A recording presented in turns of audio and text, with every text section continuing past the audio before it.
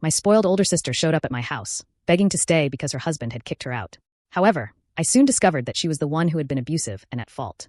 When my older sister, Vanessa, showed up at my doorstep with tear-streaked cheeks and a suitcase in hand, I could hardly believe my eyes. She had always been the golden child, the one our parents adored. She married a wealthy man, had a lavish lifestyle, and constantly looked down on me for choosing a simpler life. But that night, she was not the confident, spoiled woman I knew. She was broken, desperate, and pleading to stay. "Please, you are my only hope," she sobbed. "Richard threw me out. I have nowhere else to go."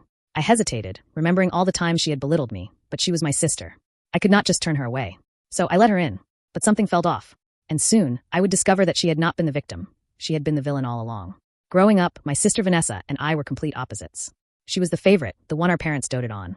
She excelled in school, was always the center of attention, and had a knack for getting whatever she wanted. I, on the other hand, was the quieter sibling, the one who never quite measured up in their eyes.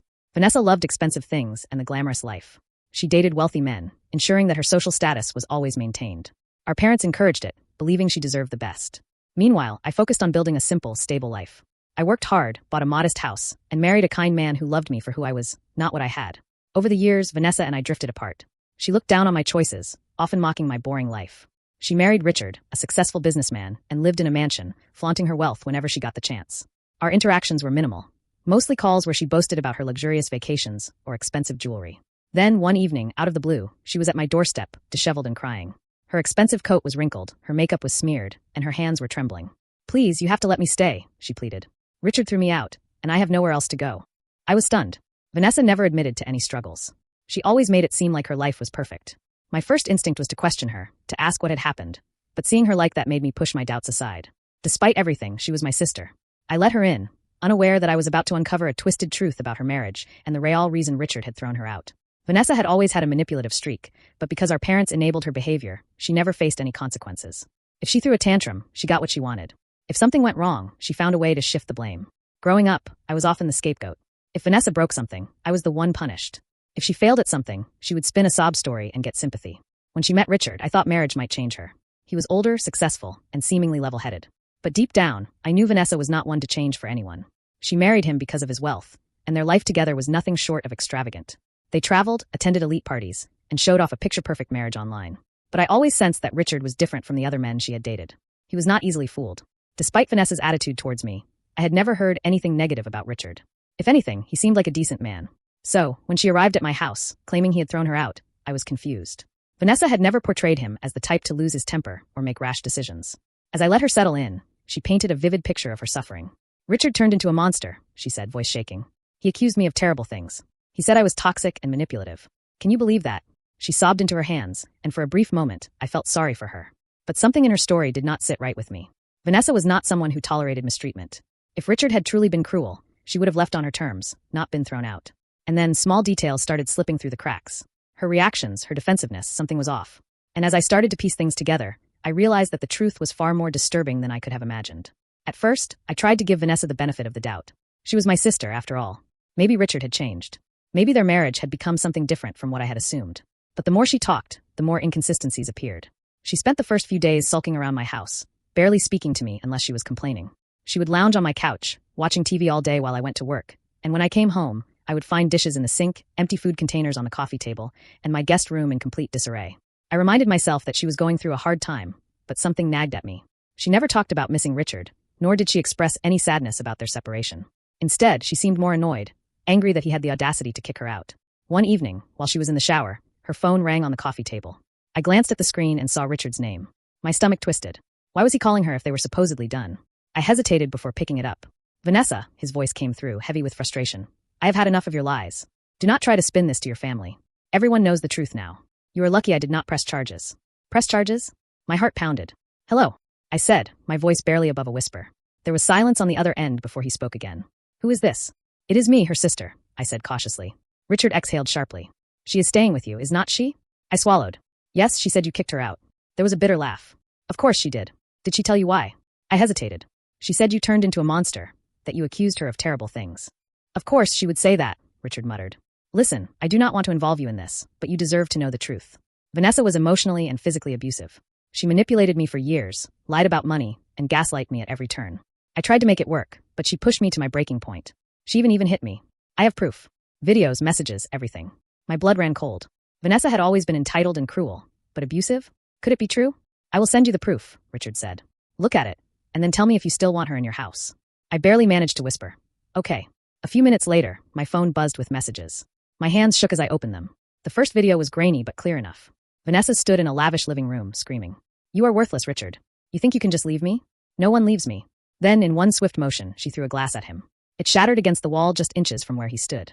The next video was worse. She shoved him hard until he stumbled back. Say you are sorry, she hissed. Say it, or I swear I will make your life hell. The messages were just as bad. Long, manipulative texts where she twisted every situation to make herself the victim. She accused him of cheating whenever he disagreed with her. She threatened to ruin his reputation. She even mocked him for showing emotions. I sat there, feeling like the air had been knocked out of me. This was not just some argument gone wrong. This was real, calculated abuse. My sister had not been the victim. She had been the abuser. And now she was in my house playing the same game.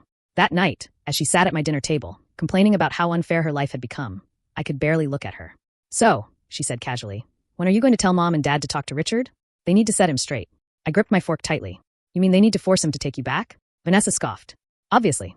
He will listen to them. I exhaled sharply, pushing my plate aside. Vanessa, I know the truth. Her eyes flickered. What are you talking about? Richard called me. I met her gaze, watching as her expression shifted. He sent me proof. The videos, the messages, everything. For the first time, Vanessa looked genuinely afraid. But then, just as quickly, she recovered. Do not tell me you believe him over your own sister. Vanessa, I saw you hit him, I said, my voice shaking. I saw you throw things at him, threaten him. You lied to me. She slammed her hands on the table. He deserved it, she shrieked. He made me do those things. No, I cut her off, standing. You do not get to twist this. You were the one hurting him. Her face contorted in anger. So what? He is a man. He can handle it. I stared at her, feeling nothing but disgust. Get out of my house. Vanessa's eyes widened. You cannot be serious. I said get out. My voice was firm now. She looked around as if searching for some way to manipulate the situation, but for once, she had no control. I had seen the truth, and I was done playing along. As she stormed upstairs to grab her things, I pulled out my phone and called my parents. It was time they knew the truth too. Little did I know, this was only the beginning of the fallout. The moment I ended the call with my parents, my hands trembled. I had no idea how they would react. They had always spoiled Vanessa, enabling her worst behaviors. Would they believe me? Or would they accuse me of betraying my own sister? Meanwhile, Vanessa stormed down the stairs with a suitcase, her face twisted with rage. You are seriously kicking me out? She spat. After everything we have been through? I stood my ground. Yes. You lied to me, Vanessa. And you hurt Richard. You do not deserve my help. She let out a bitter laugh. You think you are so righteous, do you? You have always been jealous of me. I clenched my jaw. This is not about jealousy. It is about accountability. She glared at me, but before she could speak, my front doorbell rang. I froze. Who would be here this late? I opened the door and felt my stomach drop. My parents stood on my doorstep, their faces unreadable. Mom. Dad. I stepped aside, letting them in. Vanessa's entire demeanor changed in an instant. She gasped, throwing herself at our mother. Mom. Thank God you are here. She is turning on me, just like Richard did. I watched in disbelief as she clung to them, crocodile tears streaming down her face. She accused me of things I did not do. She wants me homeless. Mom rubbed her back soothingly, while Dad eyed me with suspicion. Is this true? He asked me. Are you really throwing your sister out on the street? I took a deep breath, steadying myself. Dad, Vanessa has been lying to us. I spoke to Richard. He sent me proof, videos, texts. Vanessa was abusing him, not the other way around. Mom stiffened. What? I pulled out my phone and opened the messages Richard had sent. With a deep breath, I handed the phone to Dad. He scrolled through the texts first, his face darkening with every word. Then he played one of the videos. The room was eerily silent as Vanessa's voice screamed through the phone, her insults and threats echoing against the walls. Then came the moment where she threw the glass, the shattering sound undeniable. Mom's hand flew to her mouth. Oh my God. Dad's grip on the phone tightened. His knuckles turned white. Vanessa's face drained of color. It is not what it looks like, she stammered. I crossed my arms. Really? Because it looks like abuse to me. She turned to Mom, pleading. You believe me, right? But for the first time, Mom did not rush to defend her. She just stared at Vanessa, horrified. Dad's voice was quiet but firm. You told us Richard was hurting you. You told us he was the monster. And all this time, it was you. Vanessa's eyes darted back and forth, searching for an escape. Then her expression hardened. So what? She snapped. He was weak. He never fought back. Maybe if he had been stronger, I would not have had to put him in his place. A thick silence filled the room. Dad's face was unreadable, but his voice was cold. You are no daughter of mine. Vanessa's jaw dropped. What? You lied to us. You manipulated us, Mom whispered, shaking her head. We defended you. We judged Richard. And you, she broke off, her voice trembling. You were the abuser. Vanessa took a step back. You cannot do this to me. I am your daughter. Dad met her gaze with a cold stare. Not anymore. Tears welled in Vanessa's eyes. For the first time, I saw something that looked like genuine fear. You cannot just abandon me, she shouted. You abandoned yourself, Dad said. Now leave. Vanessa looked at me, as if hoping I would intervene. But I just shook my head. Defeated, she grabbed her suitcase and shoved past us. She threw open the door and disappeared into the night without another word. The silence that followed was suffocating. Finally, Mom sat down, burying her face in her hands. What have we done? I sat beside her. You did what you thought was right. But now you know the truth. Dad let out a shaky breath. We need to apologize to Richard. I nodded. And I think Vanessa needs help. But that is not our responsibility anymore. For the first time, my parents did not argue. Little did I know, this was not the last I would hear from Vanessa. The days after Vanessa left were strangely quiet. For years, she had been a constant presence, sometimes overbearing, sometimes manipulative, but always there. Now, with her gone, the air in my home felt lighter. But my parents were struggling. The realization that they had spent years enabling Vanessa's behavior weighed heavily on them. Mom, in particular, seemed lost. She had always doted on Vanessa, convinced that she was fragile and in need of protection. Now, she was grappling with the truth, that her own daughter had lied, manipulated, and abused someone who loved her. I feel like I failed as a mother, she admitted one evening, sitting across from me at my kitchen table. Dad, who had been mostly silent, let out a heavy sigh. We both did. I hesitated before speaking. You made mistakes, but you can learn from them. Dad nodded. That starts with Richard. The next day, my parents reached out to Richard, asking to meet. He was hesitant at first, but eventually he agreed. We met at a quiet cafe, and the tension was thick. When Richard walked in, my parents immediately stood. Mom's eyes welled with tears, and Dad looked uncharacteristically nervous. Richard, Mom said softly. We are so sorry. Richard studied them for a long moment. I do not even know what to say to that. Dad sighed. We failed you. We took Vanessa's side without question. We assumed you were the problem, when in reality, you were the victim. Richard exhaled slowly, then took a seat. Do you know what it is like to love someone, to try your hardest for them, only to be met with cruelty? His voice was raw, filled with emotions that had clearly been bottled up for too long. I tried. I begged her to go to therapy. I made excuses for her. And when she finally broke me down, when I left for my own sanity, he shook his head. You turned your backs on me. Mom wiped at her eyes. I know, and there is nothing I can say to take that back. But I want you to know that we see it now.